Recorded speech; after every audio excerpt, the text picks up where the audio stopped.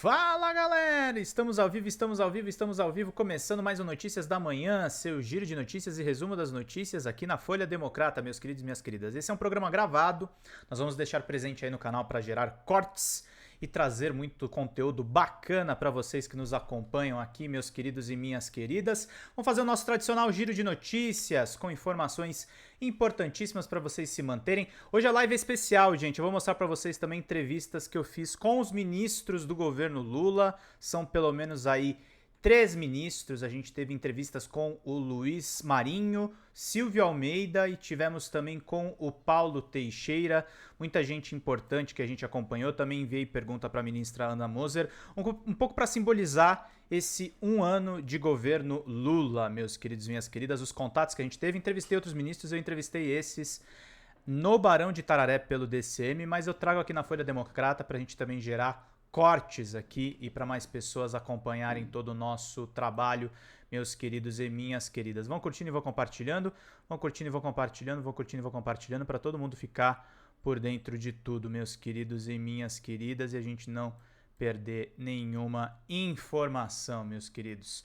Vamos começar aqui o nosso giro de notícias. Antes das entrevistas que eu fiz lá, para vocês verem e acompanharem, eu quero deixar também um vídeo de uma entrevista muito bacana da ministra Nízia Trindade. A gente vai abordar também essa questão que eu acho de muita relevância para todo mundo poder acompanhar todas as informações, meus queridos e minhas queridas. É legal a gente mostrar essas conversas que nós tivemos com o governo, para vocês também entenderem como nós jornalistas estamos aí cobrando maior transparência, maior proatividade dos nossos ministros e ministras.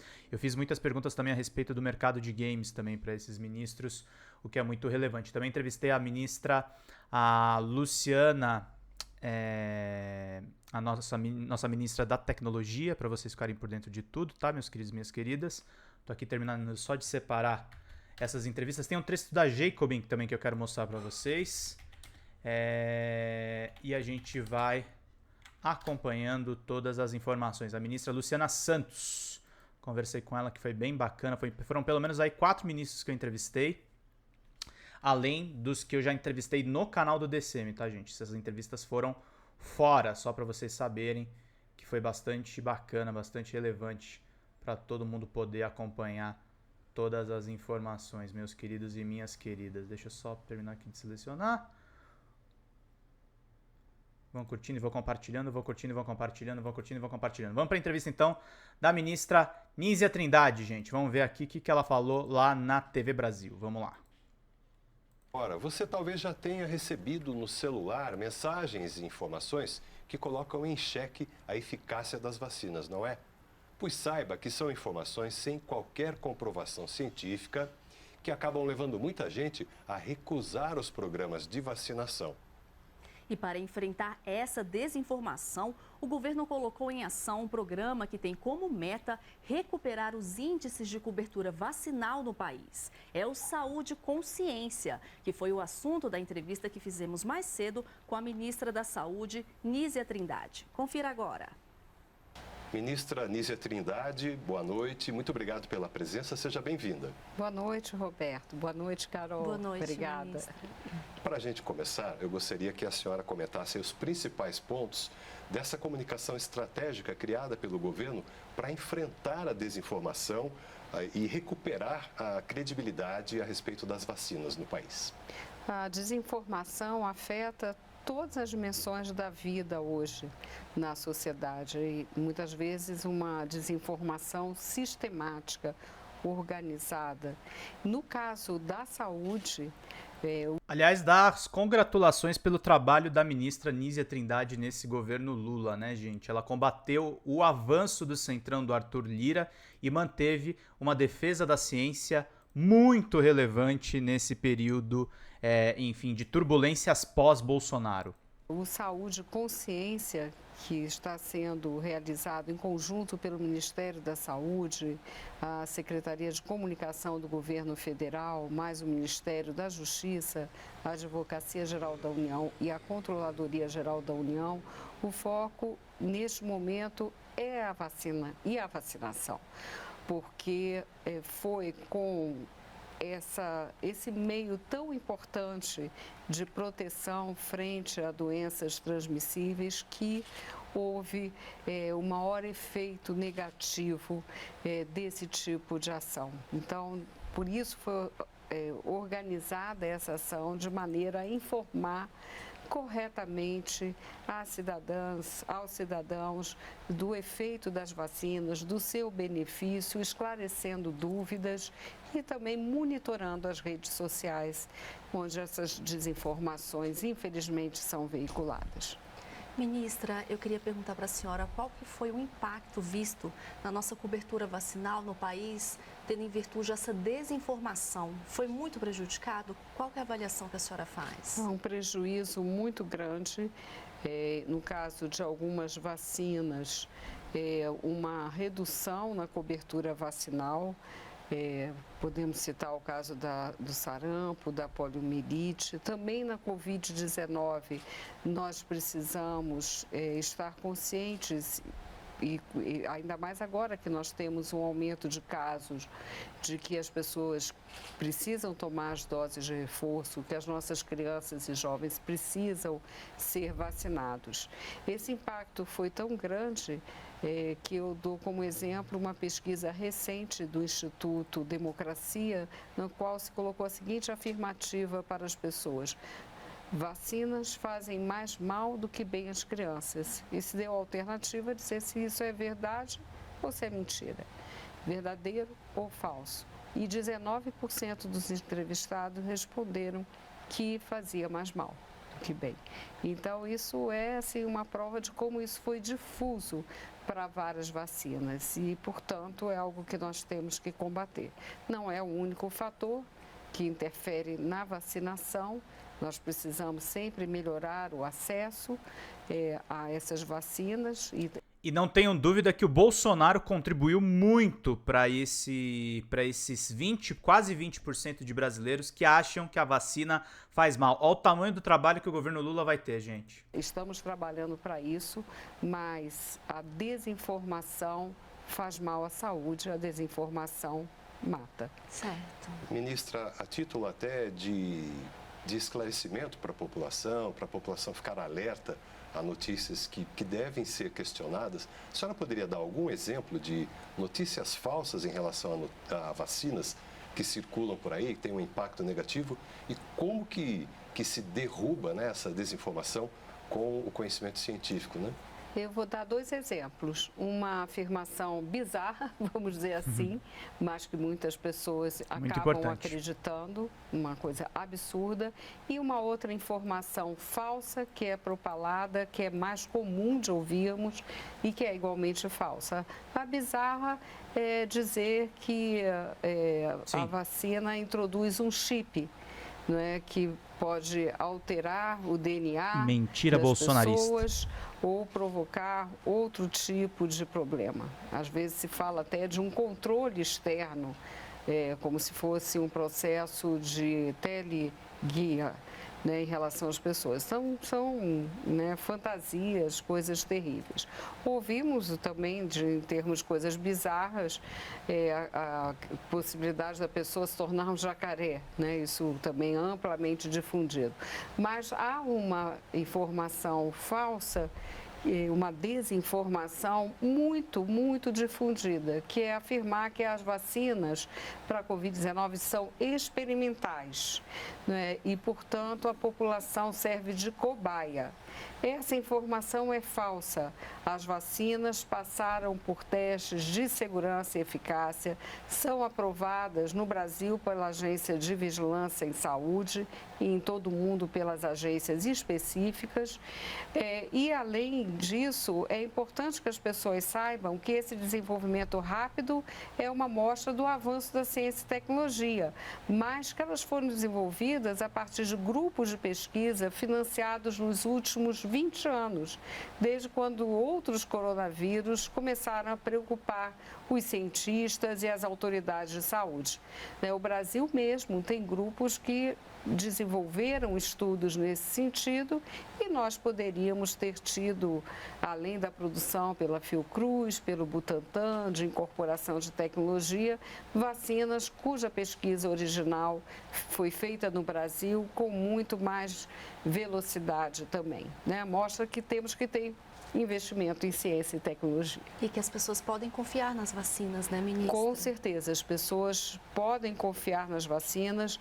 As vacinas, elas passam pelos testes de segurança, de eficácia e, além disso, nós monitoramos no Ministério da Saúde todos os efeitos da vacina e a efetividade, que é o conceito que usamos quando a vacina, após ser aprovada, ela passa a ser usada na população, vendo como funciona, num coletivo maior. Ou seja, então, isso tudo nos dá mais segurança. Critérios científicos. Critérios científicos num país que tem agora um Ministério da Saúde orientado pela ciência e um sistema único de saúde que garante que os conhecimentos e os meios que a ciência e a tecnologia dispõem para a sociedade sejam acessíveis para todos. Então, não podemos jogar isso fora de modo algum. Nós temos como nos proteger e é um compromisso nosso proteger a nossa saúde das crianças, dos adolescentes, de todas as faixas etárias. Ministra, o programa Saúde e Consciência, ele tem um site específico, né? Que tipos de conteúdos ele oferece?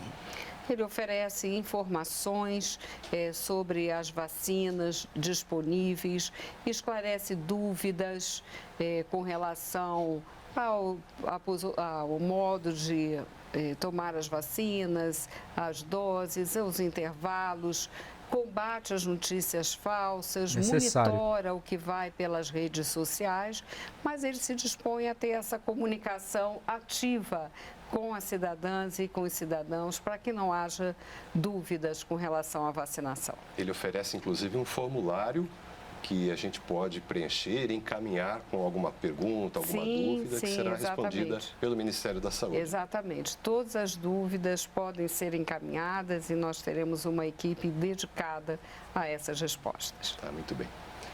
Ministra da Saúde, Nízia Trindade, muito obrigado pela sua presença aqui no Brasil em Dia. Obrigada e obrigada a Carol e a todos aqueles que nos acompanham. Obrigada, ministra. Grande bate-papo, gente, muito importante aqui para a gente manter a nossa live, trazendo sempre notícias para vocês quentinhas aqui. Esse programa é gravado, mas continuamos aí trazendo atualizações para vocês de tudo que a gente faz aqui na nossa Folha Democrata, meus queridos e minhas queridas. Agradecer a presença de todos vocês e vou mostrar aqui um pouco algumas entrevistas que eu fiz com ministros de Estado neste ano, gente. Essa live é para lembrar um pouquinho do meu trabalho, do que eu fiz. E eu fiz muitas perguntas sobre games, sobre tecnologia, sobre inovação com os ministros. O primeiro deles foi o Luiz Marinho, o primeiro que eu vou trazer aqui, com vocês, só para vocês verem um pouco do que foi esses bate-papos que eu tive lá no Barão de Tararé. Vamos ver o que eu conversei lá com o ministro Luiz Marinho. Vamos ver juntos. Perfeito, obrigado, ministro, pela resposta. Muito bem. Pedro, com a palavra para a sua pergunta para o ministro. Eu vou fazer uma pergunta, elas são um pouco duas perguntas em uma, mas eu vou juntar você o mais breve possível, porque aprofundo o que o Getúlio e o ministro falaram. Recentemente, ministro, você falou num evento em Lavouras de Café no Espírito Santo que a terceirização é irmã gêmea do trabalho análogo à escravidão e diz que é necessário mapear o cenário para reverter alguns efeitos nefastos desse modelo de trabalho desde 2017. A primeira pergunta que eu tenho é, e nesse evento você falou a respeito de mapear a situação dos trabalhadores por estado. Eu queria saber da pasta como está esse mapeamento. E aí uma segunda pergunta, ministro, meio que me envolve também, porque eu estou num grupo, um coletivo de 40 pessoas do mercado de games, que a gente entregou uma cartilha para o presidente Lula na campanha, em agosto de 2022, E nessa cartilha elaborada coletivamente, incluindo os trabalhadores na área de tecnologia, o pessoal propõe a questão do enquadramento trabalhista e o fortalecimento dos sindicatos. E você tem feito críticas importantes nesse novo governo ao fenômeno da uberização. O Ministério está dialogando com esses setores de tecnologia como games e inovação, a indústria de software. Como é que está um pouco a regularização desses mercados frente ao fenômeno da uberização que também está presente para esses trabalhadores? Era isso. Olha, Pedro, eu tenho assim, muita convicção que a legislação trabalhista, em especial o capítulo de terceirização, ela está contribuindo demasiadamente para o crescimento do trabalho análogo à escravidão. Se você observar as operações que nós fizemos ao longo deste ano, nós temos aí a ordem de 1.600 e poucos trabalhadores, trabalhadoras libertadas esse ano, e todas elas, a grande maioria delas, esmagadora, mais de 90%, trata-se da relação de terceirizados.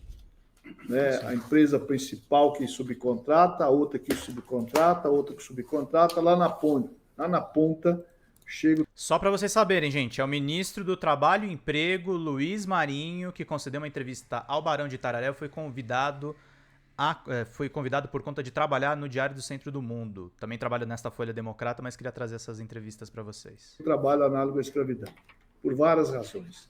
Primeiro, porque cada contratante procura, né, tirar ao máximo a sua rentabilidade, né? E sem, inclusive, a responsabilidade do empregador, do contratante principal, com a solidariedade com os elos subcontratados, portanto, leva um processo de um processo muito precarizado, leva à condição de trabalho análogo à escravidão. É por isso que eu chamo ela a irmã gêmea do trabalho escravo. Muita gente não gosta, eu sei disso, mas eu não vim aqui para agradar, eu vim aqui para botar o dedo nas feridas e chamar a atenção da sociedade. Nós desejamos, outra coisa que eu tenho falado também. Bom, se é por isso, por que eu não faço um projeto de lei aqui, né? Pego a assinatura do presidente e mandamos para o Congresso? Porque vocês conhecem a complexidade do Congresso.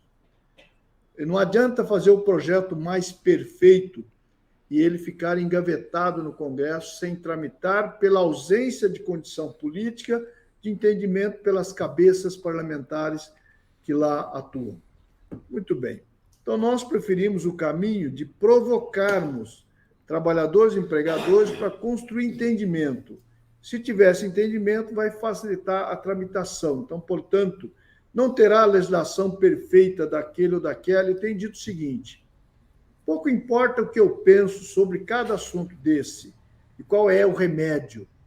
O melhor é se trabalhadores e empregadores construírem entendimento, esse será o posicionamento que o governo vai apoiar, o posicionamento que eu vou apoiar. Porque a legislação também ela passa por processo de adaptação ao longo do tempo. Os acordos coletivos muitas vezes fomentam uma nova legislação, como dizia e ainda diz o companheiro Guerral, a luta faz a lei, e tantos outros também falaram esse bordão, a luta faz a lei. Então, é preciso estimular que trabalhadores e trabalhadoras se organizem, vão à luta, enfim. Junto com isto, é importante que a gente crie condições dos sindicatos voltar a tirar a cabeça para fora. Que os sindicatos voltem a ter condição de representatividade para poder exercer a luta, para que a luta faça a lei. Faça uma lei agora possível e faça uma lei futura, aperfeiçoando isso sucessivamente. É um processo que nós temos que construir, levando em consideração o tamanho do desmonte do governo golpista e do governo das trevas, que foi um grande retrocesso, porque falamos do governo Bolsonaro, que é uma catástrofe, o governo das trevas, mas, do ponto de vista da legislação, a grande perversidade veio do governo Temer. Então, eu sei que os colegas do MDB também não gostam disso, mas eu não estou aqui para agradar ninguém, estou aqui para falar a verdade absoluta sobre essas coisas. É importante que a gente leve em consideração esse conjunto de questão.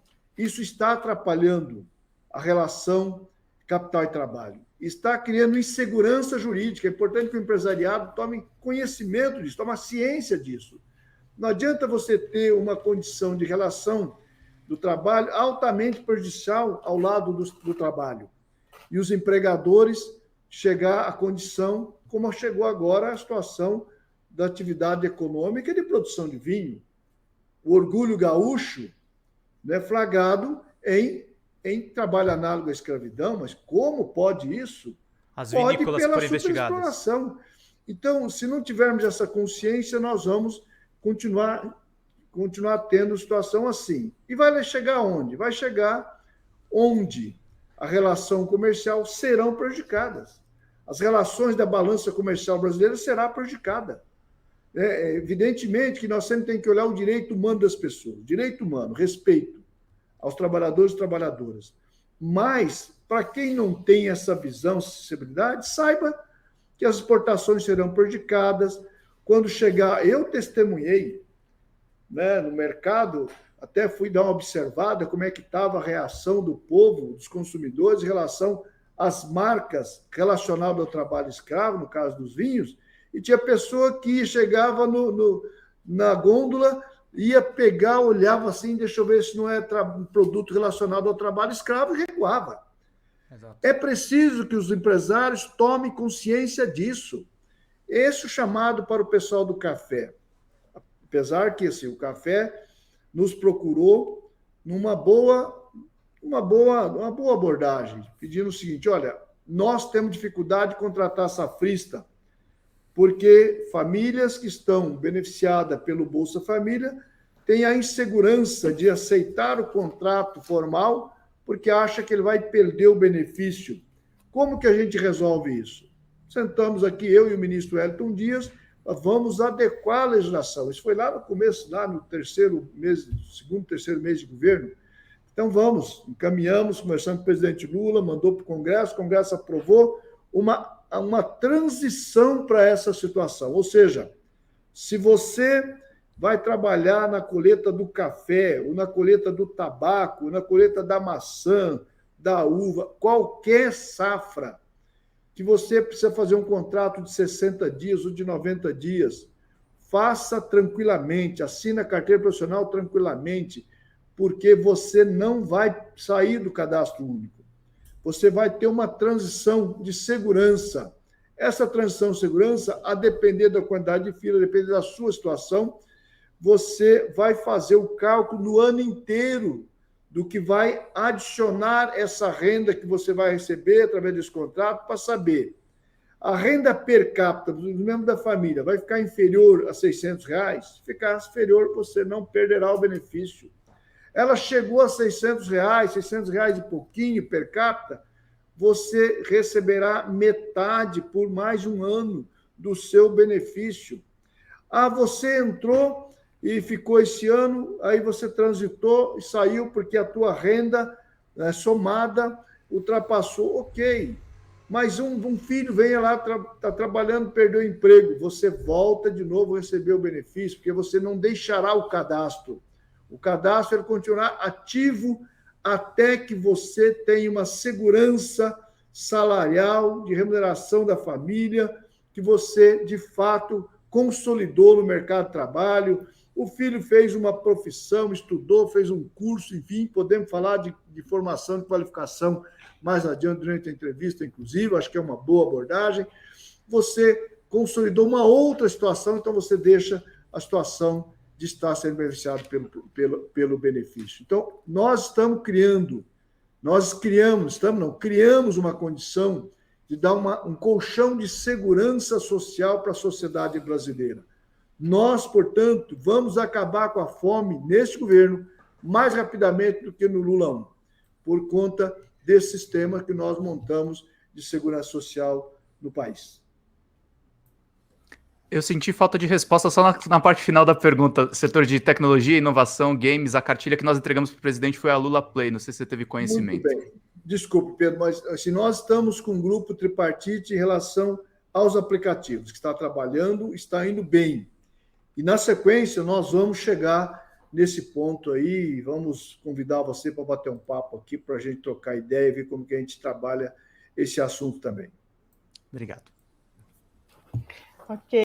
Essa foi a entrevista que eu fiz lá com o Luiz Marinho, gente, ministro do Trabalho do presidente Lula. Como vocês podem ver, a questão aí dos games e da inovação ainda ficou a conversar sobre isso. Eu falei sobre esse assunto também com o ministro Silvio Almeida, queria mostrar para vocês um pouco também, e falei também sobre isso junto com a ministra Luciana Santos. A gente vai abordar essas questões aí. Vamos ver primeiro a pergunta que eu fiz lá para o Silvio, para vocês acompanharem. Vamos ver juntos. Direitos humanos, e você se manifestou, eu acho que num movimento muito parecido com aquele esvaziamento da pasta da Marina Silva. Deixa eu voltar um pouquinho, peraí. Agora vai. Boa, Andréia. Pedro. Ministro, uma honra conversar com você aqui nessa coletiva. Pedro Zambarda, do DCM, e também cubro o setor de jogos. Eu tenho uma pergunta, uma política e outra nesse setor que eu gosto de cobrir. O PL tentou tirar as políticas LGBTQIAP+, dos direitos humanos, e você se manifestou, eu acho que num movimento muito parecido com aquele esvaziamento da pasta da Marina Silva, da Sônia Guajajara. Eu queria te perguntar muito francamente, quais que são os seus temores como ministro de Direitos Humanos com esse congresso que nós temos? E a outra pergunta mais voltada, puxando um pouco de sardinha para o meu setor, que não é nem tanto área de cobertura do DCM, teve naquele dia que você enquadrou muito bem o Girão, teve uma corte da sua fala, que você falou um pouco sobre a política de jogos e a fala equivocada do Lula sobre jogos e violência. Eu queria saber se a pasta de Direitos Humanos está pensando alguma política para games, setor de tecnologia e inovação, que estão muito mergulhados na extrema-direita, inclusive, e eu acho que é uma pauta que merece uma atenção maior do governo Lula. Eu queria que você se manifestasse sobre essas duas questões. Ministro, a bola está contigo. Nós temos ainda mais duas bateriazinhas aqui, aí a gente vê como administra. Vamos lá. Vamos ver aqui. Bom, a pergunta do Taranto sobre prioridades, na verdade não é sobre prioridade, eu entendi que foi uma pergunta sobre se a comissão de anistia ela tem uma metodologia. Sem dúvida que tem critérios, metodologia. A presidenta da comissão de anistia, né, a professora N.A., que é professora da UNB, tem, obviamente, estabelecido uma série de critérios para dar conta de toda a massa de demandas, de processos que lá estão. Então, em relação a isso, não tem a dúvida de que a comissão ela trabalha com critérios que, sem dúvida nenhuma, a professora Enéa ela pode explicitá-los bem melhor do que eu posso fazer. Agora, só uma pergunta que ficou atrasada, porque uma pergunta que eu deixei para trás, né? E que acho que agora uma hora importante para responder, é sobre a Comissão Nacional de Mortos Desaparecidos Políticos, né? Ou seja, todos os procedimentos para a recriação da comissão já foram tomados, agora está sob análise, obviamente, uma análise criteriosa que tem que ser feita pela Casa Civil, está analisando tudo direitinho, e quando for e assim que tudo estiver certo, vai ser levado para que o presidente possa avaliar, né? Ou seja, porque a comissão, como vocês todos sabem, ela foi extinta ao final do mandato, foi um dos últimos atos, se não o último ato do ex-presidente, de triste memória, Jair Bolsonaro, e obviamente a recomposição ela exigiu uma série de procedimentos, pareceres jurídicos, enfim, que foram feitos no âmbito do Ministério e agora passam pelo crivo da Casa Civil para avaliação. Então, providências estão sendo tomadas, sim, sem dúvida alguma. Agora, o Raul faz uma pergunta que é a pergunta que realmente não quer calar. Ele pergunta como é que a gente vai resolver essa questão. Olha, eu, na verdade, o que eu venho fazendo aqui, não sei se é para resolver a questão, mas é para que nós possamos estar na luta. Ou seja, eu não tenho a menor ideia de como a gente vai resolver essa questão. Essa é a verdade. Não tenho a menor ideia. Até porque isso não depende de um governo, depende da sociedade como um todo, e depende também de uma conjuntura internacional que é tomada pela ação política e pelas contingências. Então, nesse sentido, eu diria o seguinte: como resolver o problema eu estou tentando sintetizar sua pergunta, né? Ou seja, nós temos um Congresso que ele é entre o conservador e o reacionário, né? O que certamente implica numa série de limitações, uma série de contradições, e no uso de estratégias políticas para que nós possamos administrar, que possamos, portanto, implementar algumas políticas de governo. E, obviamente, Raul, que a gente não pode pedir paciência para os povos negros, nem para os povos indígenas, né? Para os negros do Brasil, para as pessoas negras do Brasil, para a população negra brasileira, da qual, inclusive, eu faço parte, para os povos indígenas, para os trabalhadores, sem dúvida alguma.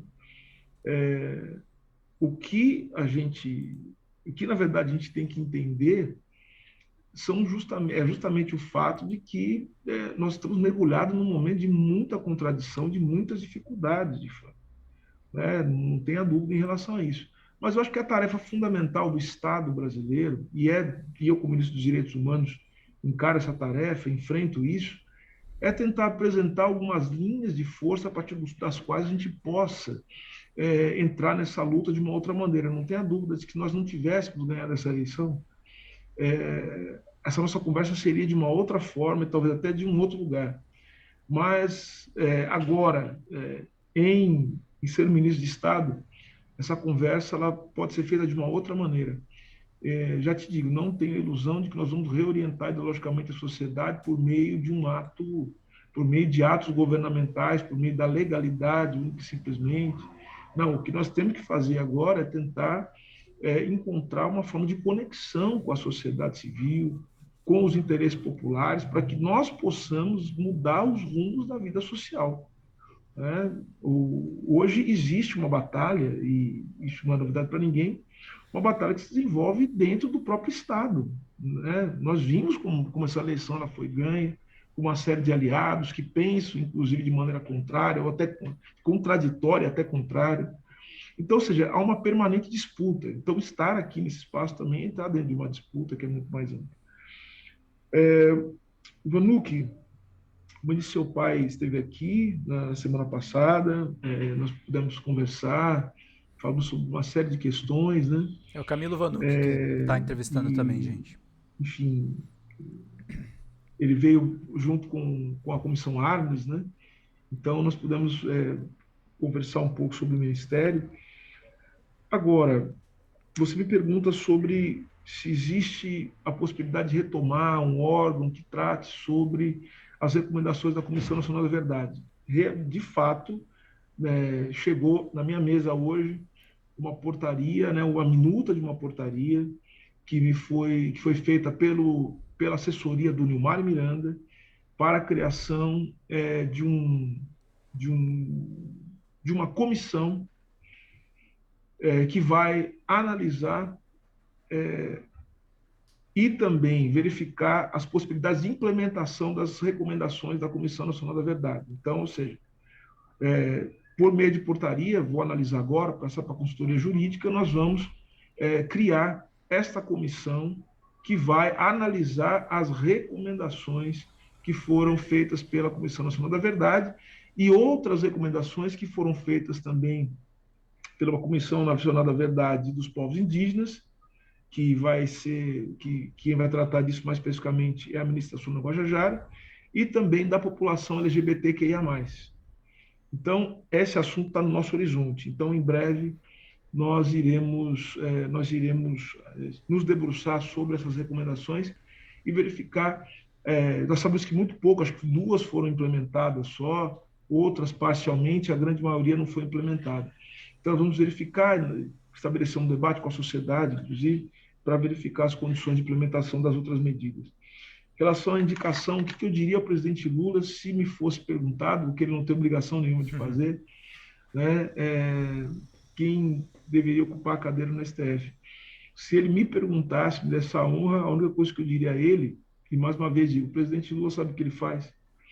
né? Ele foi presidente da República 3 vezes no Brasil, um homem com larga experiência política. Então, e as escolhas dele, ele saberá o que fazer. Mas, se me fosse perguntado, eu diria para ele, presidente Lula, escolha quem o senhor achar que vai ser capaz de sustentar o projeto político que elegeu o senhor, que é de proteção aos trabalhadores, proteção às minorias que são atacadas secularmente nesse país. Exatamente. E reconstrução que vai saber valorizar aquilo que o Brasil construiu de mais importante, que são os serviços públicos de natureza universal, que vai proteger o Sistema Único de Saúde, que vai se opor às privatizações. Ou seja, presidente, faça a escolha daquele que vai defender uma democracia que tenha raízes na experiência popular. É isso, ou seja, escolha alguém, presidente. Com todas as críticas que se podem fazer ao Silvio, e é necessário criticar todo e qualquer ministro, eu acho que essa foi a melhor entrevista que eu fiz de ministro nesse primeiro ano do governo Lula, gente. Vamos continuar vendo aqui, que é muito importante o que o Silvio fala. Quem o senhor quiser, mas certamente uma pessoa que vai ser capaz de sustentar aquilo que o torna uma das maiores lideranças políticas do nosso tempo e também o que o torna um homem tão querido pelo povo brasileiro, principalmente aquele povo que nada tem, ou que quase nada tem. É só isso que eu diria a ele. Ele saberia o que fazer. O presidente Lula não precisa dos meus conselhos, em resumo. No caso da Lava Jato, né? Eu já falei, a Lava Jato é uma das... A Lava Jato é uma das piores... uma das maiores tragédias, né, que aconteceram na história do Brasil. Ela é uma junção de lawfare com ataque imperialista, com banditismo, né, e outras coisas mais. E, nesse sentido, eu acho que a gente falar de memória, verdade e justiça, é preciso que haja uma maturação, né? Acho que nós estamos ainda no tempo de entender o que foi a devastação provocada pela Operação Lava Jato, tudo que ela encerra. A Operação Lava Jato não é só uma operação judicial, não é só uma operação levada a cabo por um juiz e um grupo de procuradores, né? A Operação Lava Jato foi um grande ataque às instituições brasileiras, um grande ataque à democracia. E, nesse sentido, nós vamos precisar de tempo suficiente para poder compreender, dar o significado para isso. Eu quero crer, e espero que assim seja, espero que no futuro nós tenhamos a possibilidade de fato, iniciar esse processo de reconstrução de memória, verdade e justiça.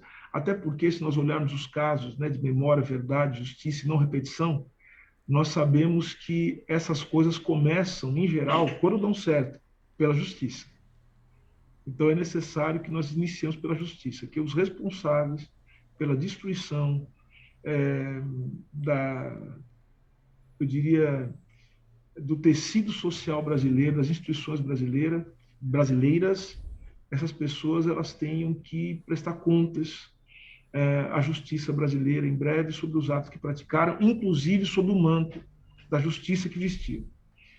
E aí, a partir daí, eu acho que a gente pode construir uma política de memória, de verdade, e uma política de não repetição, porque nós precisamos nos certificar de que casos como de corrupção judicial, como foi a Operação Lava Jato, do sistema de justiça de lawfare, não ocorram mais no Brasil, conspurcando a nossa democracia.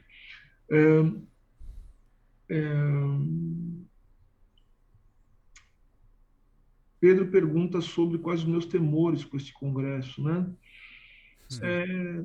Na verdade, Pedro, meus temores não são só com o congresso, né? Assim, eu acho que quais são os meus temores com uma sociedade que elege um congresso, né, com tantas dificuldades e contradições. Na posição de ministro de Estado, obviamente que eu tenho que lidar com o congresso, mesmo sabendo que esse congresso ele tem na sua maioria, né? Veja, a gente está falando aqui no geral, né? Porque existem congressistas, né? E existem deputados, senadores que estão alinhados, né, com aquilo que acreditamos. Mas eu diria que nós vamos ter que nessa posição que estou agora, que dialogar, vamos ter que entrar no jogo de força, na luta política, para conseguir, naquilo que for possível, implementar os projetos prioritários da pasta de direitos humanos. E auxiliar também o presidente Lula naquilo que nos for possível com os projetos que são prioritários ao governo como um todo, né, em geral. Eu diria que é isso, mas assim, o que mais me assusta hoje, o maior temor, e isso vem um pouco da pergunta que foi feita pelo Raul, meu maior temor é que nós não consigamos compreender e não consigamos também fazer o esforço e a luta política necessária para mudar a sociedade, uma sociedade que eu já disse que elege um Congresso, que é na sua maioria um Congresso de pessoas reacionárias, e alguns deles, né, muitos não têm o maior compromisso com o povo brasileiro. Então, esse é o meu maior temor. Em relação a videogames, sim, quando o presidente Lula deu aquela declaração, eu imediatamente conversei com ele. Você sabe que eu jogo videogame, conheço, né, um dos games, e fui conversar com ele e nós nos lembramos de uma coisa, né, assim, que e ele me disse, até os meus netos jogam, ele falou isso para mim depois, né? Enfim, ele me disse isso, os filhos dele, se eu não me engano, e ele me disse uma coisa, existe uma coisa chamada, que foi apresentada para ele durante a campanha, né, que chama o Lula Play, que eu não sabia disso. Depois eu fiquei sabendo que é uma série de propostas, né, que pessoas ligadas ao mundo dos games fez ao presidente e que justamente visavam fazer com que o governo dialogasse com esse mundo dos games, que é um mundo que, inclusive, é cooptado, né, pelos extremistas, né? É importante que se diga isso. O mundo dos games hoje, e não só dos games em si, mas as comunidades gamers, elas são um prato cheio, né, para essa captura pela extrema-direita. Então é necessário que nós disputemos esse espaço também, que é um espaço importante de sociabilidade, né? E acho que o presidente Lula ficou muito convencido disso, né? Eu apresentei um relatório para ele, conversamos longamente, e ele, com a sua inteligência política, imediatamente compreendeu a necessidade de nós estabelecermos uma ponte e uma disputa, importante dizer, né? A gente dialoga, mas a gente disputa, quando é necessário temos que disputar e ter essa energia, essa força, vamos disputar esse mundo dos games, não tenha dúvida, e o Ministério está pensando nisso também, não é à toa que nós trouxemos a Letícia Cesarino para disputar a cidadania do ponto de vista digital.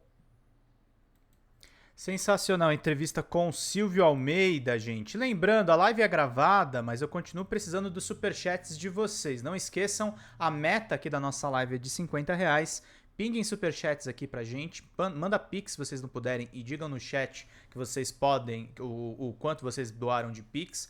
Tornem-se membros do canal, se a gente tiver 15 membros novos, a gente tem stickers novos aqui para mostrar para vocês. Então é muito necessário aqui que vocês apoiem o nosso canal de diversas formas, meus queridos e minhas queridas. Foram muito boas essas entrevistas que eu fiz aí com ministros para a gente ficar por dentro de todos os assuntos, meus queridos e minhas queridas. A gente vai mostrar ainda a entrevista que teve com a ministra Luciana Santos e também com o ministro Paulo Teixeira, que foi a única que eu não perguntei muito a respeito de games e de tecnologia, mas fiz pergunta a respeito do assassinato do irmão da Sâmia, de diversos outros assuntos que são e continuarão sendo muito importantes para que os brasileiros fiquem por dentro de todas as informações, meus queridos e minhas queridas. Vão curtindo e vão compartilhando, vão curtindo e vão compartilhando, vão curtindo e vão compartilhando para todo mundo ficar por dentro de tudo. Daqui a pouco a gente vai ler um texto da Jacobin, mas vamos terminar de ver aqui as entrevistas que eu fiz com ministros, agora vendo o que eu perguntei para Luciana Santos, ministra de Ciência, Tecnologia e Inovação. A ministra.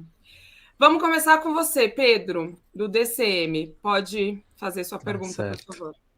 Obrigado, Vanessa. Obrigado, pessoal do Varão, aí pelo convite e obrigado por conversar conosco, ministra Luciana Santos. São 3 perguntas, mas eu juro que eu não vou me estender, são bem pontuais. Vocês anunciaram, o Ministério anunciou no dia 18 de julho, o reajuste das bolsas de pesquisa do CNPq em até 94%, atingindo 6.500 bolsistas. Eu queria saber, dentro da pasta, quais outras bolsas vão ser retomadas, se tem algum outro plano futuro. A segunda pergunta que eu tenho é: a gente tem uma discussão muito grande na tecnologia agora com essa ampliação das ferramentas de inteligência artificial. Eu queria saber como é que a ministra está lidando com essa questão da gente ter um déficit de profissionais qualificados no setor de inovação no Brasil, ao mesmo tempo que a gente tem um aumento de ferramentas que podem substituir o trabalho humano. E a última pergunta é: eu faço parte de uma rede que se chama Rede Progressista de Games, que entregou uma cartilha de políticas públicas de games para o presidente Lula. A gente teve um evento recentemente com o ministro Silvio Almeida e ele pediu para eu perguntar para a senhora se a senhora vai conversar com esse setor de games e se a senhora pretende pensar políticas públicas para esse setor também, porque ele tem o mesmo problema do outro conjunto do setor tecnológico. Falta mão de obra qualificada, sendo que, ao mesmo tempo, o Brasil é um dos maiores mercados consumidores. E aí eu queria saber essas 3 perguntas mais pontuais. Pedro, eu agradeço, né, de todo o coração a sua presença aqui nesse pool aqui de mídia alternativa presentes aqui nessa entrevista. O ajuste das bolsas, né, é um clamor antigo da comunidade acadêmica. Há 10 anos não tinha reajuste de bolsa. E nós sabemos que os bolsistas eles são decisivos para a pesquisa e para o desenvolvimento, a P&D. Para você ter uma ideia, Pedro, no Centene, que é o Centro Tecnológico do Nordeste, que eu conheço mais de perto, que é lá em Pernambuco, nós temos 5 pesquisadores e 50 bolsistas. E lá tem a única biofábrica do Brasil. Por óbvio, lá a gente estuda mais a biodiversidade da caatinga, porque a gente precisa compreender mais a riqueza da nossa biodiversidade. Então, lá a gente estuda biotecnologia, nanotecnologia, também a transformação da cana-de-açúcar para biomassa. Ou seja, a gente entra de transição energética, a biotecnologia, o uso da cana-de-açúcar, há um desenvolvimento lá na pesquisa para a produção de córneas, por exemplo, Complexo Industrial de Saúde, ou seja, são os bolsistas que dão sustentabilidade ao desenvolvimento das pesquisas nesse país, doutorado por doutorado, e nessa brincadeira de 10 anos sem reajuste, nós tivemos uma evasão de cérebro gigantesca.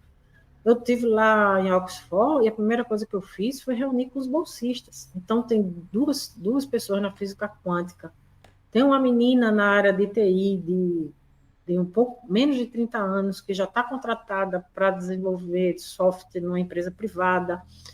Você tem uma outra que é especialista e desenvolve tecnologias alternativas para arquitetura urbana. Você tem uma diversidade enorme de bolsistas fora do país porque não suportaram a falta de infraestrutura, quer dizer, de estímulo, né, a isso. Então, nós reajustamos, né, essas bolsas, foram 258 mil bolsistas entre CNPq e CAPES, 40% para mestrado e doutorado, 25% para pós-doutorado, 75% para iniciação científica, o aumento, né, porque era muito baixo, e 200% para iniciação científica júnior. Nós também aumentamos o quantitativo, né? Nós vamos aumentar em 10 mil bolsas, né? E esse ano nós já fizemos o maior edital do CNPq de 590 milhões, já está na praça, né, para poder exatamente acolher, né, esses bolsistas. O segundo assunto que você aborda também é a estratégia. Nós temos uma estratégia brasileira de inteligência artificial. A inteligência artificial para a indústria da agricultura, para a indústria propriamente dita, em vários setores, né, da indústria brasileira, metal mecânico, petróleo. Automação em geral, né? Automação, né, de veículos, né? Ontem mesmo eu estive visitando o Centro de Informática da Federal e lá eles fazem uma parceria com a Jeep, né? E lá eles têm já um protótipo de um Jeep bem pequenininho que eles estão pesquisando autonomia, né? sem motorista, para o Jeep ser dirigido ali por inteligência artificial, né? Monitorado pelo proprietário, né, do veículo em qualquer canto. Então, são fenômenos, né, que a inteligência artificial vai muito velozmente perpassar diversas cadeias dinâmicas, né? Também na saúde terá um uso exponencial, né? E nós precisamos ter uma estratégia que possa também regulamentar, porque ela pode ser usada de maneira perversa, exemplo do que acontece, né, com o uso da internet, com a manipulação, seja de voz, de imagem. Isso vai ser um fenômeno também na cultura, e nós vamos precisar fazer uma regulação. E isso nós estamos aqui cuidando, de fazer uma regulação de modo a ter um equilíbrio, não é? E possibilitar uma formação, como bem você falou, Pedro. Isso, aliás, se tivesse assim, você está pensando o quê? Estou pensando só naquilo, de formar um monte de gente para desenvolver software, porque nós temos um déficit gigantesco.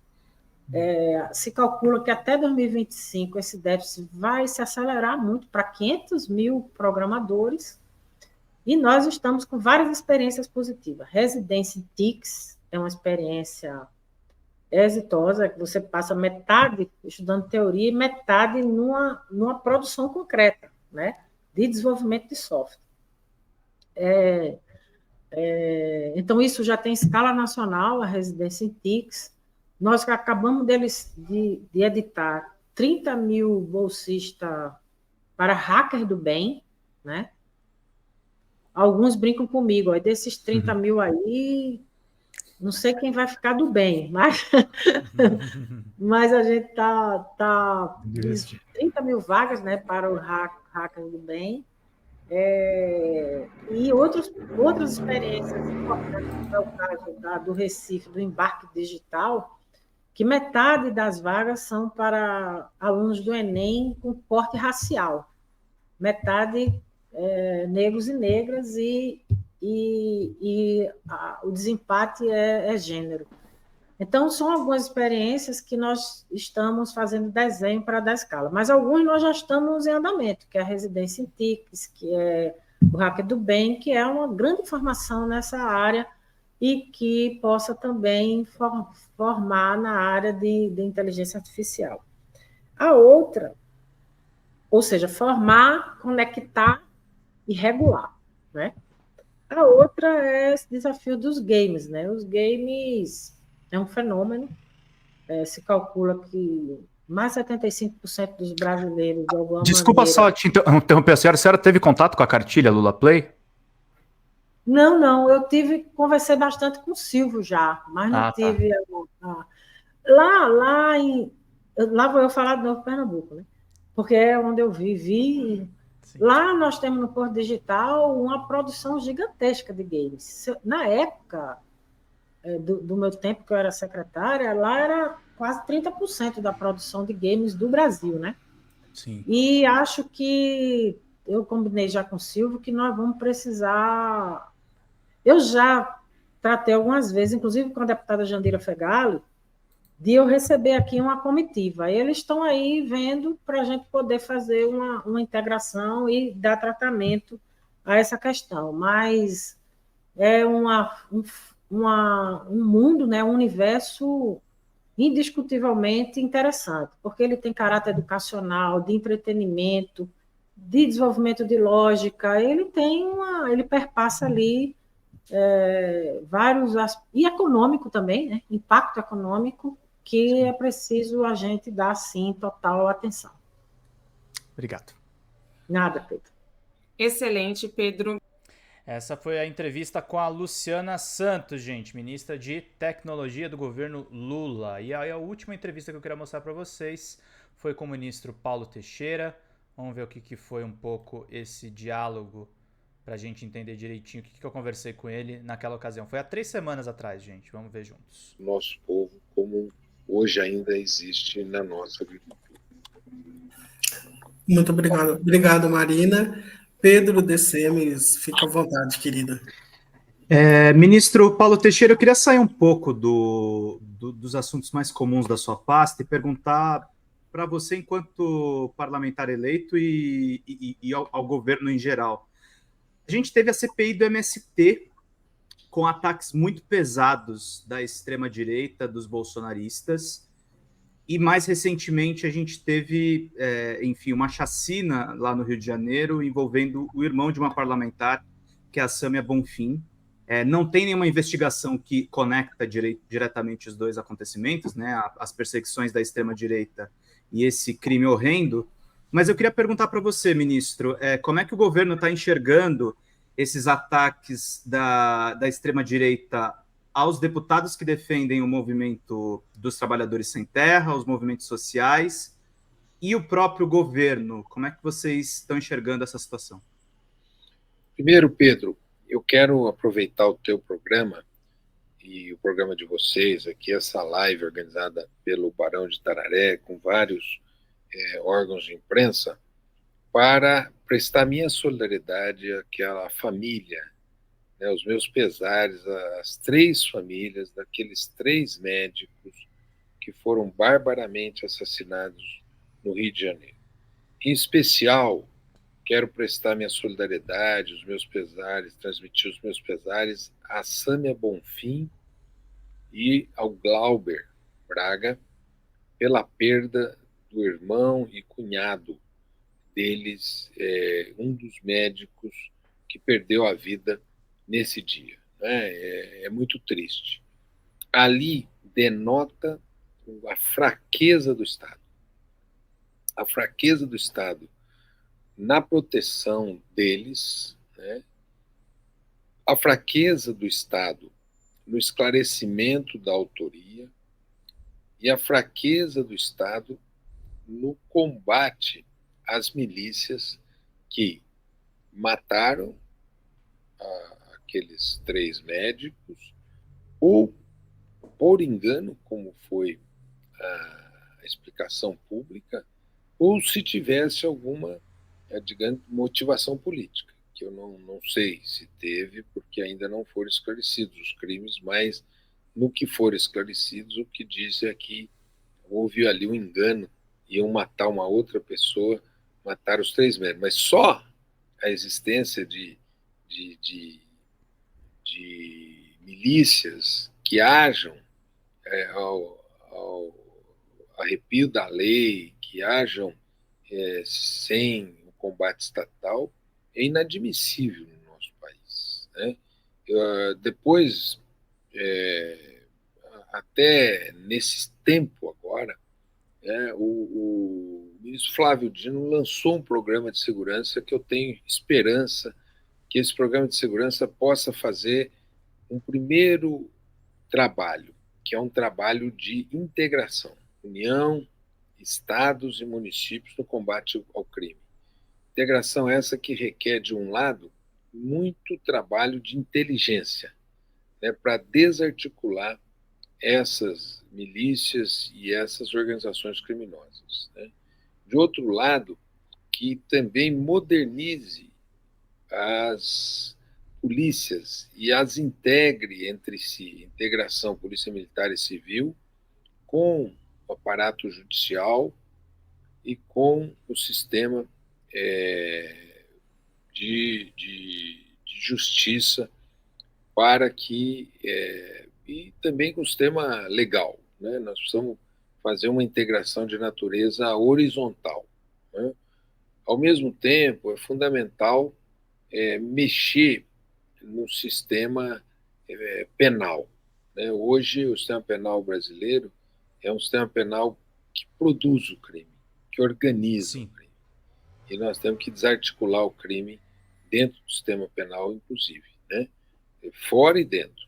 Por isso, eu tenho muita esperança que o programa do ministro Flávio Dino seja bem sucedido e que nós consigamos, porque é uma realidade que se agravou. Nós tínhamos um governo pró-milícia, um governo das milícias. O governo passado, o governo Bolsonaro, era um governo das milícias, pró-milícias, e agora é um governo contra as milícias, e que agora nós temos que alterar esse estado de coisas para combater essas milícias existentes no Brasil. E, por último, nós temos que proteger os parlamentares e todas as lideranças sociais que lutam por justiça social, né?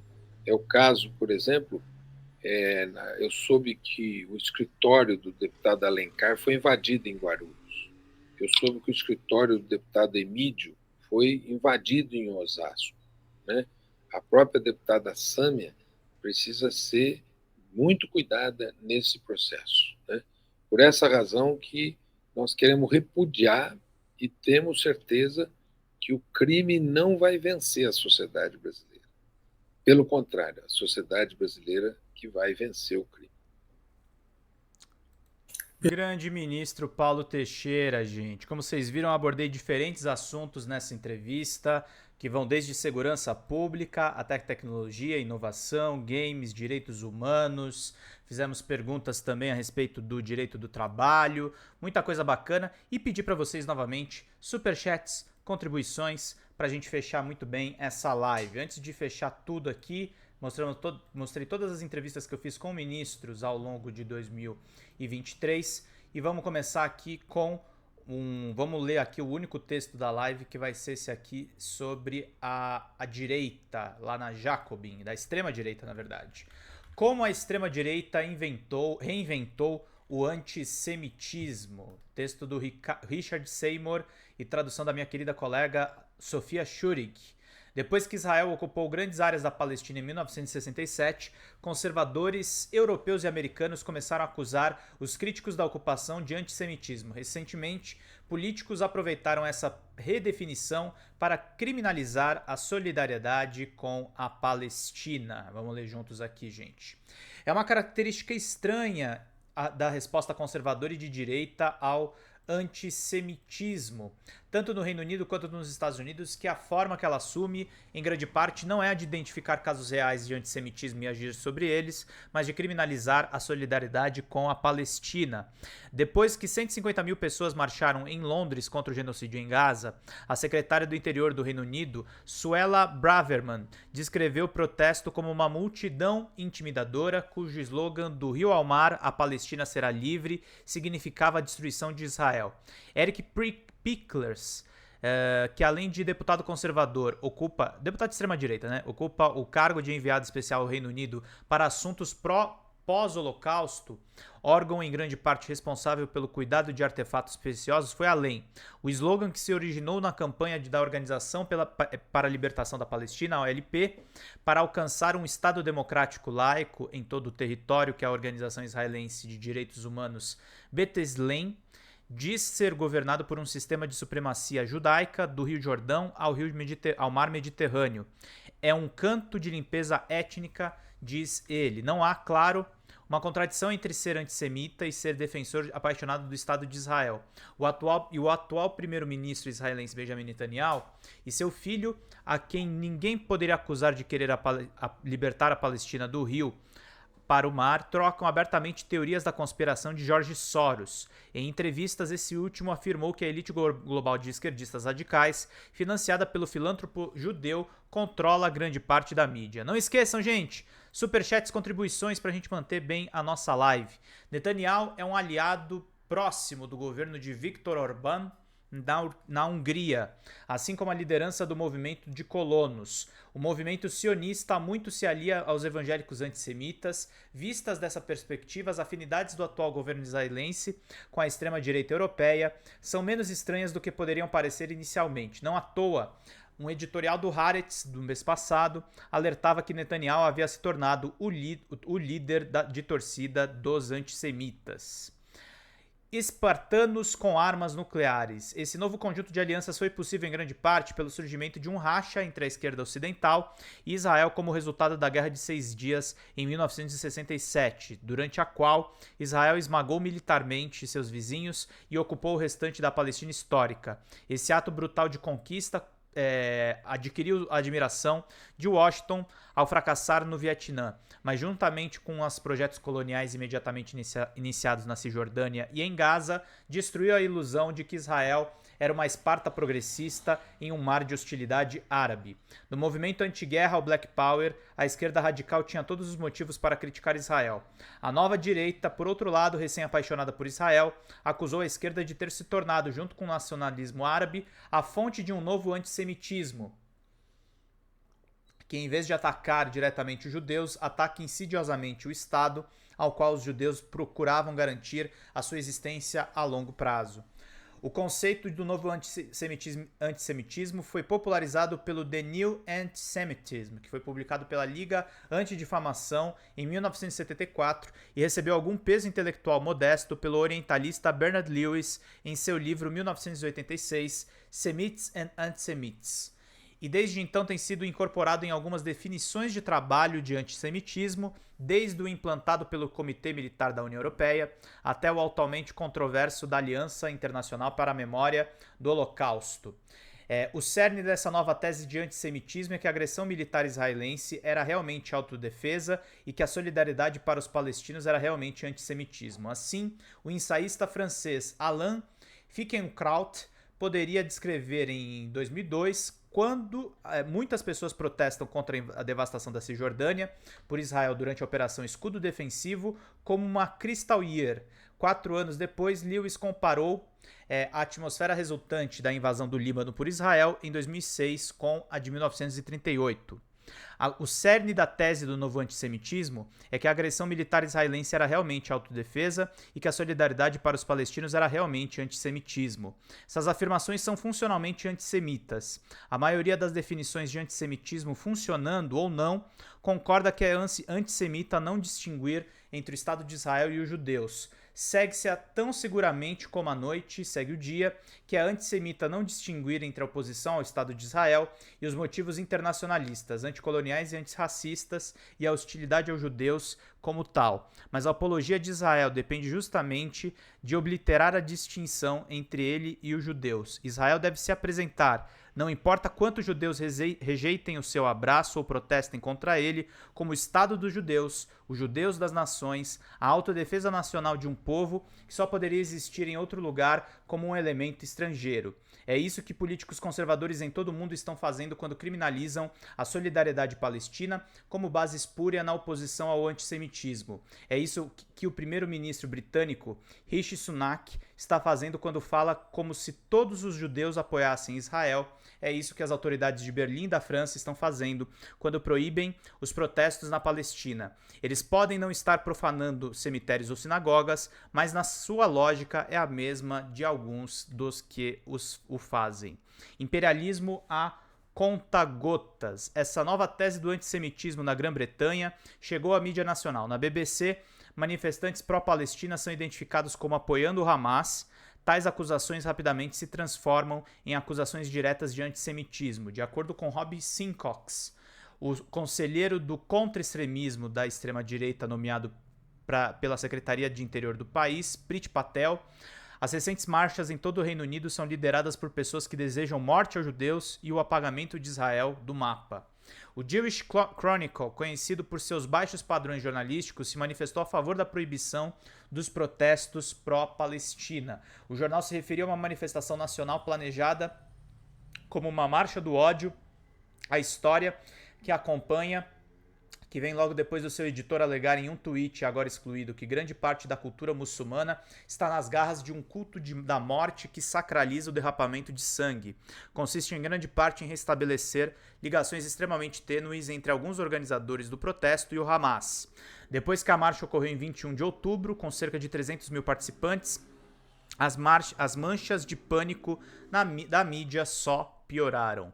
Sophie Reed, na BBC, referiu-se a milhares de pessoas que falam sobre o jihad. O único caso disso ter acontecido foi o único discurso em um comício separado organizado por Hizb ut-Tahrir. O ex-jornalista da BBC, Andrew Marr, escrevendo ao New Statement, disse o seguinte: rostos inchados de ódio, marchando em manifestações antissemitas, gritando ecos do Holocausto e potencial guerra nuclear. Essas calúnias absurdas fazem parte de uma criminalização mais ampla da solidariedade palestina no Reino Unido. O policiamento antiterrorista tem sido usado há muito tempo contra os defensores dos direitos palestinos no Reino Unido. Durante a Operação Chumbo Fundido, em 2008 e 2009, a polícia britânica invadiu casas e prendeu um total de 169 manifestantes no âmbito da Operação UT. Muitos, incluindo menores, foram acusados e receberam penas severas por delitos relativamente menores. Mais recentemente, durante protestos contra o ataque israelense em Gaza, em 2021, estudantes foram punidos por crimes como usar kefes, presos sob leis de contra-terrorismo ou encaminhados para o programa Prevent.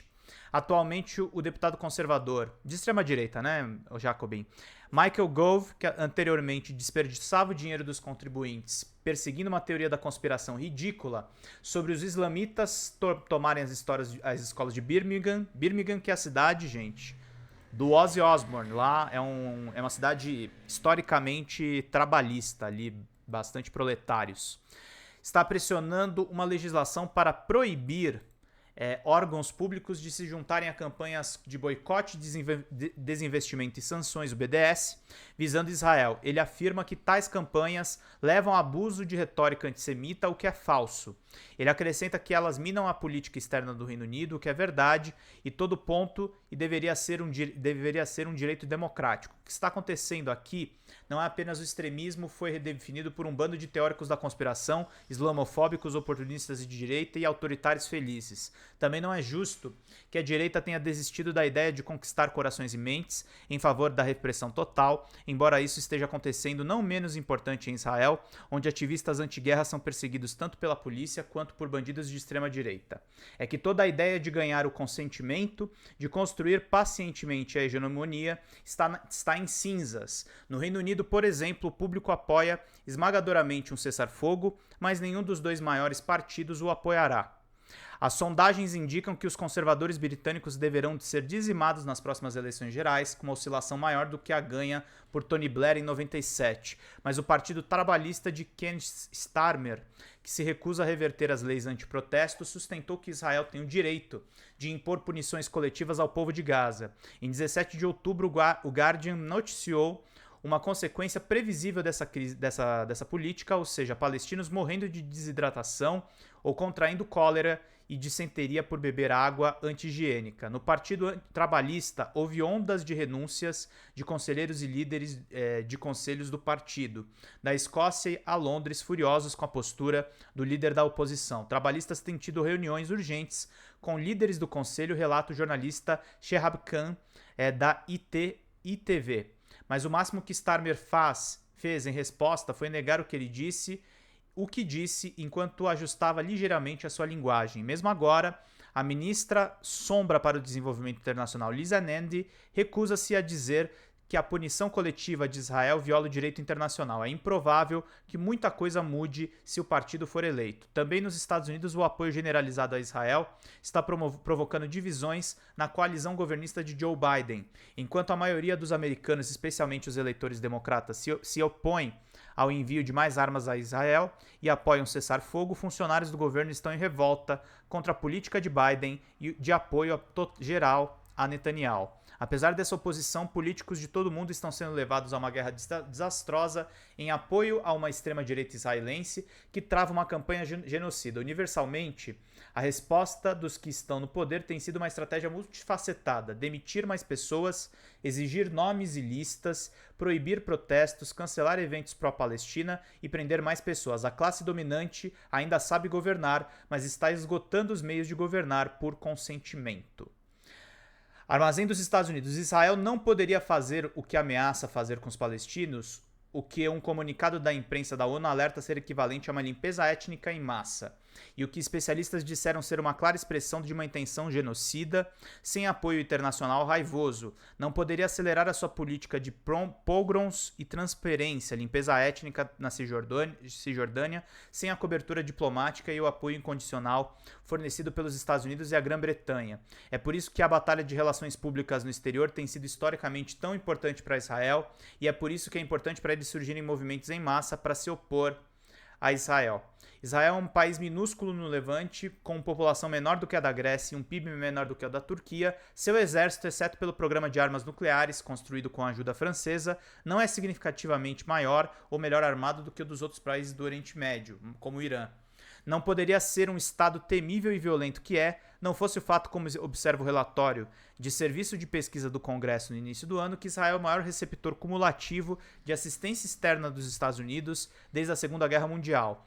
Na verdade, o apoio militar dos Estados Unidos realmente começou depois da derrota de Israel contra os exércitos árabes em 67, demonstrou a sua utilidade para o controle geopolítico na região. A ajuda atual, a maior parte militar, é de 3,8 bilhões de dólares por ano, resultado direto da assinatura de Barack Obama do maior pacote de ajuda da história até então, recentemente superado pela ajuda dos Estados Unidos à Ucrânia, no memorando de entendimento de 10 anos. Em dólares atuais, Israel recebeu um total de 158 bilhões de dólares. O Pentágono fornece a Israel as armas mais avançadas, incluindo o F-35 Joint Strike Fighter, sua aeronave furtiva de quinta geração. Também tem sido política, desde o governo Bill Clinton, afirmar o apoio tácito às armas nucleares de Israel em uma carta secreta assinada por novos governos. Como teme Ehud Barak, uma ditadura sistêmica tomar o poder em Israel e ameaçar os estados vizinhos com armas nucleares, isso será parte de um resultado de um apoio tão inestimável. Atualmente, os Estados Unidos estão fornecendo um novo lote de carros blindados para Israel e em breve serão usados contra os moradores de Gaza se Israel embarcar em sua ameaça de invasão terrestre. Já embarcou. É claro que os Estados Unidos não fazem isso por caridade ou mesmo por conta de um lobby de Israel descomunal. Cada dólar em ajuda vem com estipulações de como deve ser usado e para que os militares de Israel atuem com muita vontade como um posto avançado de prioridades da política externa dos Estados Unidos na região. A aliança com Israel tem décadas, o mito do novo antissemitismo é igualmente antigo e a repressão dos protestos anti-guerra e pró-Palestina, com uma inclinação nitidamente islamofóbica, tem vindo a aumentar desde a guerra ao terror. O Reino Unido foi naturalmente decisivo para estabelecer o Estado de Israel à custa da limpeza étnica de 700 mil palestinianos na Nakba, que é a palavra árabe para catástrofe. A justificativa da Realpolitik para isso foi expressa por Ronald Storrs, governador britânico de Jerusalém durante o governo do mandato sobre a Palestina, que esperava que o movimento sionista formasse para a Inglaterra um pouco do leal Ulster judeu, um mar de arabismo potencialmente hostil. E assim, especialmente durante a Revolta Árabe de 1936 e 1939, as Forças Armadas do Império Britânico treinaram os paramilitares que formaram o núcleo do futuro do exército israelense. Atualmente, o Reino Unido é um dos mais fortes aliados globais de Israel. Ele fornece licenças anuais de armas a Israel no valor de centenas de milhões de libras. Armas que são usadas na repressão aos palestinos, como durante a Grande Marcha do Retorno em 2018. Em apoio à guerra de Israel, onde o primeiro-ministro Sunak recusa até mesmo o pábulo da contenção, o governo enviou navios da Marinha e aviões de vigilância como um gesto simbólico de apoio a Israel. Esta é a política externa que o governo está preocupado que os manifestantes estão tentando subverter. É isso que as campanhas oficiais, ostensivamente destinadas a conter o antissemitismo, estão tentando proteger. Nada disso é totalmente novo, a aliança com Israel tem décadas, o novo mito do antissemitismo é igualmente antigo e a repressão dos protestos anti-guerra e pró-Palestina, com uma inclinação nitidamente islamofóbica, vem aumentando desde a guerra ao terror. No entanto, há uma mudança histórica em curso, assim como o consentimento para a aliança com Israel vem se esgotando há anos. Israel mudou drasticamente para a direita, tornando-se de uma onda de estados do Brasil para a Índia, Hungria, Itália, Filipinas, Polônia e Estados Unidos governados por um governo de extrema-direita. Assim como a repressão, a solidariedade palestina é fertilizada por correntes autoritárias mais amplas flexionadas com conspiracionismo reacionário, também o apoio internacional de Israel, da sua forma mais desarticulada e irracional, é agora fecundado pela ascensão do etnonacionalismo vingativo.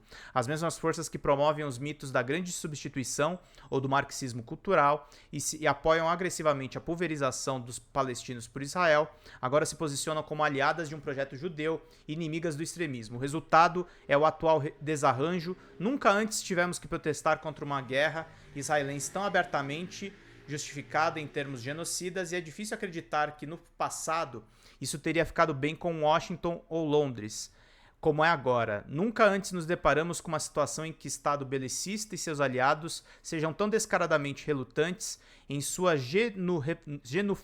genuflexões ao lastro ideológico do internacionalismo liberal, dos direitos humanos e da legalidade internacional. Nunca antes enfrentamos uma direita globalmente tão exultante, triunfadamente irracional e violenta, ou um liberalismo oficial tão complacente em sua atitude diante dessa reação. No entanto, há contrapontos e contradições animadoras. À medida que enormes e diversos protestos contra a agressão israelense graçam em cidades do Oriente Médio, Europa e América do Norte, e enquanto Washington D.C. vê a maior mobilização de apoio judaico aos palestinos na história dos Estados Unidos, as potências ocidentais estão relutantes, redescobrindo seu interesse condescendente e fingido pelo Estado palestino. Sunak insiste que o Reino Unido, que não fez nada para fazê-lo acontecer e tudo para impedi-lo, reprimindo todos os meios da sociedade civil de se organizar para isso, apoia um Estado palestino. Biden, tendo continuado com a política de Donald Trump e embora tenha dado total apoio demente à campanha de violência de Israel, diz que deve haver um caminho para um Estado palestino. Dizem, sem dúvida, pela mesma razão pelo qual estão ansiosos para reverter os direitos democráticos. Situação pode sair do controle, isso pode ser um divisor de águas para Israel e espera-se para os palestinos. Também pode montar o tipo de coalizão internacionalista que poderia resistir e até derrotar as correntes sombrias do nacionalismo, de desastre no exterior, de Deli al-Hara. É por isso que é essencial continuar a desafiar a criminalização da solidariedade palestiniana, continuar os protestos e retomar a campanha do BDS contra Israel. Reportagem aí do Ricardo Seymour, que é autor de vários livros, incluindo Corbyn, The Strange Rebirth of Radical Politics. Ele mantém o blog Lenin's Tomb, pra gente poder acompanhar aí, meus queridos e minhas queridas.